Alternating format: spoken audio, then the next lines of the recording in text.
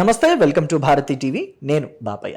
ఆంధ్రప్రదేశ్ రాజధాని అమరావతిలో వరుసగా జరుగుతున్న అగ్ని ప్రమాదాలు అందరినీ కలవరానికి గురిచేస్తున్నాయి. అసలు ఆలోచనలో కూడా పడేస్తున్నాయి. ఏం జరుగుతుంది అమరావతిలో అని చెప్పేసి ఆలోచనలో పడేస్తున్నాయి. నిజానికి అమరావతిలో ఇలా అగ్ని ప్రమాదాలు జరుగుతున్నాయి, వరుసగా ఇలాంటి ఇన్సిడెంట్స్ జరుగుతున్నాయి అని అంటే అనుమానం ఎవరి మీద వస్తుంది? తెలుగుదేశం పార్టీ వాళ్ళ మీద వస్తుందా? జనసేన పార్టీ వాళ్ళ మీద వస్తుందా? భారతీయ జనతా పార్టీ వాళ్ళ మీద వస్తుందా? కాదు కదా, ఎందుకంటే అధికారంలో ఉన్నది వాళ్లే. కాబట్టి అనుమానం ఖచ్చితంగా వైఎస్ఆర్ కాంగ్రెస్ పార్టీ వాళ్ళ మీదే వస్తుంది. అయితే ఆధారాలు లేవు కాబట్టి ఎవరు చేస్తున్నారు ఈ అగ్ని ప్రమాదాలని? ఎవరైనా కావాలని చేశారా? కావాలని చేసిన వాళ్ళెవరు? వాళ్ళ వెనక ఉన్నదెవరు? చేయించింది ఎలాగా అని చెప్పేసి ఆధారాలు లేవు కాబట్టి ఇప్పటి వరకు మౌనంగా ఉన్నారు. అయితే రాష్ట్ర ప్రభుత్వం మాత్రం దీని మీద సీరియస్గా ఉంది, చాలా సీరియస్గా ఉంది. పోలీసు శాఖని ఆల్రెడీ హోంమంత్రి ఆదేశించారు. ఈ ఘటనల వెనక ఉన్నది ఎవరో మొత్తం డీటెయిల్స్ అన్నీ కావాలి, లోతైన దర్యాప్తు చేపట్టండి, స్ట్రిక్ట్గా చేయాలి ఈ విచారణ అంతా కూడా అని చెప్పేసి ఆవిడ ఆదేశించారు.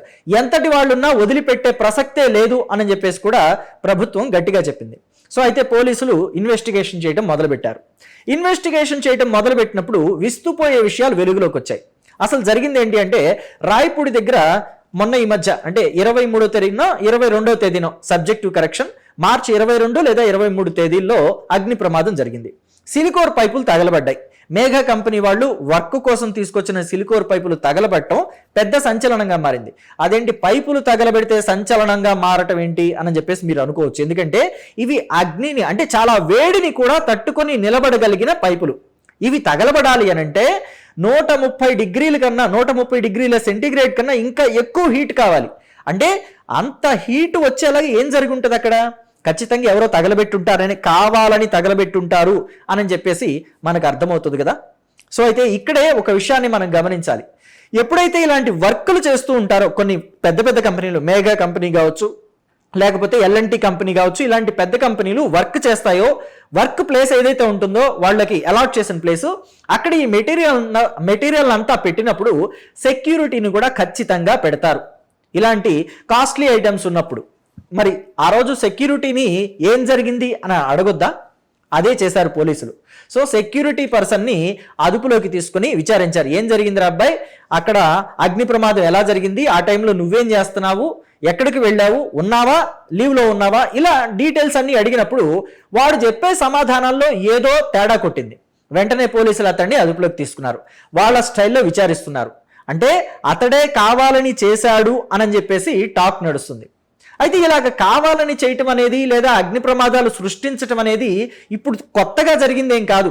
మొన్న 11వ తారీఖున, అలాగే 22 లేదా 23వ తారీఖున అంటే మార్చి 11వ తారీఖున ఒకసారి జరిగింది వెలగపూడిలో. ఈ నెల 23న లేదా 22న ఒకసారి జరిగింది. అంతకుముందు కూడా తెలుగుదేశం పార్టీ అధికారంలో ఉన్నప్పుడు అరటి తోటలు తగలబడ్డాయి. ఎలక్షన్లకి కొన్ని నెలల ముందో వారాల ముందో అరటి తోటలు తగలబెట్టారు. రాజధానికి వ్యతిరేకంగా అరటి తోటలు తగలబెట్టడం అనేది నిజంగా నేరం కదా. రైతుల నోటి దగ్గరకు వచ్చిన కూడు తీసేయటం అనేది పాపం కూడా, నేరమే కాదు పాపం కూడా. మరి ఆ పాపము ఆ నేరం చేశాడు అని చెప్పేసి అభియోగం మోపబడిన ఆ నందిగాం సురేష్ అనే వ్యక్తిని పార్టీలో చేర్చుకొని జగన్మోహన్ రెడ్డి బాపట్ల ఎంపీ టికెట్ ఇచ్చి మరీ గెలిపించుకున్నారు. సో అంటే ఏంటి, వైఎస్ఆర్ కాంగ్రెస్ పార్టీ ఇలాంటి వాటి వెనకాల ఉంటుంది అని అర్థమా? లేకపోతే వైఎస్ఆర్ కాంగ్రెస్ పార్టీకి అసలు అమరావతి ఇష్టం లేదని చెప్పడమా? అమరావతిని ఎంపిక చేయటమే ఇష్టం లేదా? లేకపోతే అమరావతిని డెవలప్ చేయటం ఇష్టం లేదా? అసలు రాజధాని అంటేనే ఇష్టం లేదా? లేదా అసలు ఆంధ్రప్రదేశ్ అంటేనే ఇష్టం లేదా?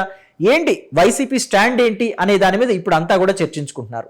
మొత్తం మీద ఇప్పుడు ఎవరైతే సెక్యూరిటీ గార్డ్ మీద అనుమానం ఉందో, ఏ సెక్యూరిటీ గార్డ్ అయితే ఈ అగ్ని ప్రమాదానికి కారణం అయ్యుంటాడు అని చెప్పేసి పోలీసులు అనుమానిస్తున్నారో అతన్ని గట్టిగానే విచారించాలని చెప్పేసి ఫిక్స్ అయ్యారు. విచారిస్తున్నారు, అందులో డౌట్ కూడా లేదు. అయితే తన ఫోన్ కాల్స్, డేటా, మెసేజ్లు ఇవన్నీ కూడా వెలికి తీస్తున్నారు.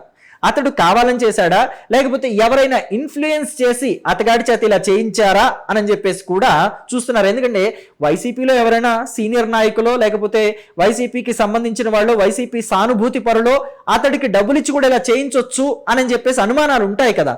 సో ఎందుకంటే వేరే ఎవరికి వ్యతిరేకత ఉంటుంది ఇంకా అమరావతి మీద? ఉన్న 4 పార్టీలు ప్రధానమైన పార్టీలు, ఆ 4 పార్టీల్లో 3 ఒకవైపు ఉన్నాయి, కూటమి వైపు. ఒక పార్టీ వైసీపీ మాత్రమే ప్రతిపక్షంలో ఉంది, మరి వాళ్లే చేయించుంటారేమో అని అనుమానాలు. అందుకనే ఆ సెక్యూరిటీ గార్డ్ వెనక ఎవరున్నారు ఏంటి అనేది కూడా అంతా చూస్తున్నారు. అయితే ఇక్కడ సెక్యూరిటీ గార్డ్ ఎవరై ఉంటారు? ఖచ్చితంగా లోకల్ పర్సనే అయి ఉంటాడు. ఎందుకంటే ఆంధ్రప్రదేశ్లో ఇంకా మనకి హైదరాబాద్లో లాగా సెక్యూరిటీ గార్డ్స్ని పెట్టాలి అంటే ఏజెన్సీల ద్వారా పిలిపించుకొని సెక్యూరిటీ గార్డ్ని పెట్టే అటువంటి అలవాటు ఇంకా రాలేదు, అటువంటి ఫెసిలిటీ ఇంకా రాలేదు. సో ఎవరో ఒకళ్ళని ఎంపిక చేసి, అంటే సెక్యూరిటీ గార్డు పోస్ట్ ఉంది, చేస్తావా, ఆ ఉద్యోగం చేస్తావా అని చెప్పేసి తెలిసిన వాళ్ళ ద్వారా ఎవరినో ఒకళ్ళని తీసుకొచ్చి పెట్టి ఆ ఉద్యోగంలో పెట్టుకుంటున్నారు. సో ఇప్పుడు ఇలాంటి పనులు చేయటం వల్ల అమరావతి ప్రాంతంలో అమరావతి వాళ్ళకి ఏదైనా ఉద్యోగం ఇవ్వాలా అన్నా కానీ ఆలోచించే పరిస్థితులు ఏర్పడుతున్నాయి. సో కాబట్టి లోకల్ వాళ్ళకే ఇలాంటి బుద్ధి పుట్టింది అని అంటే, అమరావతి మీద వ్యతిరేకత బుద్ధి పుట్టింది అంటే లోకల్ వాళ్ళు కూడా కొంచెం ఆలోచనలో పడే పరిస్థితులు వచ్చినాయి.